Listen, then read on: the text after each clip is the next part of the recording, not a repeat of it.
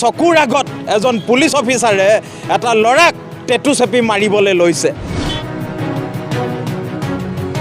এই অসমক হত্যা কৰাৰ প্ৰচেষ্টা কৰা হৈছে আৰু এইজন পুলিচ অফিচাৰ কোন? তেখেতৰ গাত অসমীয়া তেজ নাথাকিব পাৰে, কিন্তু অসমৰ জনগণ এতিয়াও মৰি যোৱা নাই।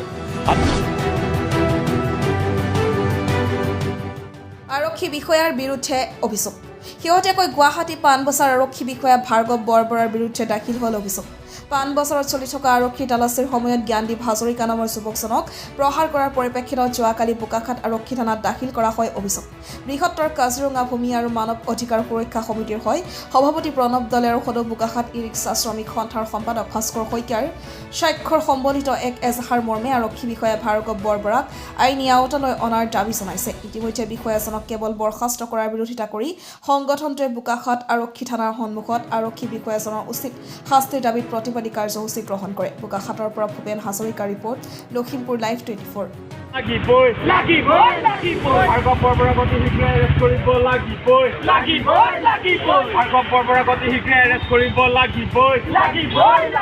গুণ্ডা পুলিচ অফিচাৰ ভাৰ্গৱ বৰবৰাক অতি শীঘ্ৰে এৰেষ্ট কৰিব লাগিবই।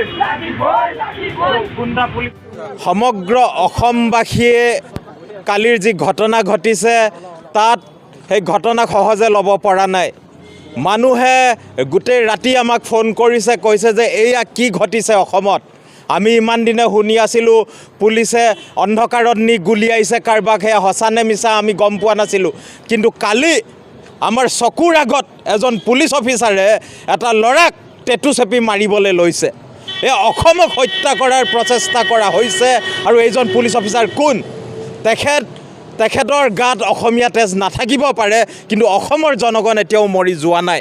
আমি স্পষ্টভাৱে মুখ্যমন্ত্ৰী ডাঙৰীয়াক কৈছোঁ, কেৱল মাত্ৰ আভুৱা ভাৰি ইয়াৰ পৰা হাৰি যাম বুলি ভাবিলে নহ'ব, আমাক একশ্যন লাগিব।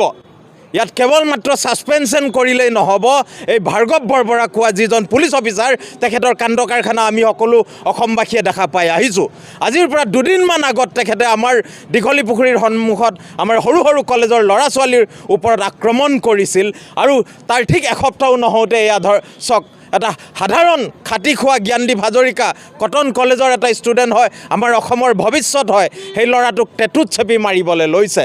নিজৰ পেটৰ তাৰণাত ডেলিভাৰী বয় হিচাপে কাম কৰি পঢ়ি আছিল সেই ল'ৰাটোৰ ওপৰত তেনে অত্যাচাৰ কৰিছে। আৰু আমি স্পষ্টভাৱে সকলোৱে কৈছোঁ, অসমবাসীয়ে গম পাইছোঁ যে এই পুলিচ অফিচাৰজন কোনো কাৰণে ফিট নহয় এজন পুলিচ হ'বৰ কাৰণে। এজন পুলিচ হ'বৰ কাৰণে হ'লে এনেধৰণে পাব্লিকক টেটুত চেপি মৰাৰ কিবা তেখেতসকলে পৃষ্ঠপোষকতা কৰিব পাৰে নেকি? তেনেধৰণৰ এটা মনোবৃত্তি তেখেতে তাত কৰিব পাৰে নেকি? এই ধৰণৰ কথাত সমগ্ৰ অসমবাসীয়ে আজি আমি স্পষ্টভাৱে মুখ্যমন্ত্ৰী ডাঙৰীয়া আৰু DGP ডাঙৰীয়াক আমি অনুৰোধ কৰিছোঁ আৰু দাবী জনাইছোঁ যে কেৱল মাত্ৰ টুইট আৰু এটা প্ৰেছ বিবৃতি দিয়ে আপোনালোকে দায়িত্ব সামৰিলে নহ'ব। আমি দেখা পাব লাগিব যে কোনো কাৰণতে ভাৰ্গৱ বৰবৰাই পুলিচৰ এই ড্ৰেছযোৰ যাতে ভৱিষ্যতে পিন্ধিবলৈ নাপায়, কাৰণ অসম পুলিচ যদি অসমৰ জনগণৰ খাতিৰত আছে তেনে এনেধৰণৰ ব্যক্তি আমাক নালাগে, সেয়া আমি দাবী কৰিছোঁ। আৰু তেখেতৰ এৰেষ্ট অতি শীঘ্ৰেই যদি নহয়, সমগ্ৰ অসমতে আমি ইয়াৰ বিৰুদ্ধে আন্দোলন কৰিবলৈ বাধ্য হ'ম। আৰু আজি আমি বোকাখাট থানাত ভাৰ্গৱ বৰবৰাৰ বিৰুদ্ধে এজাহাৰ দাখিল কৰিছোঁ।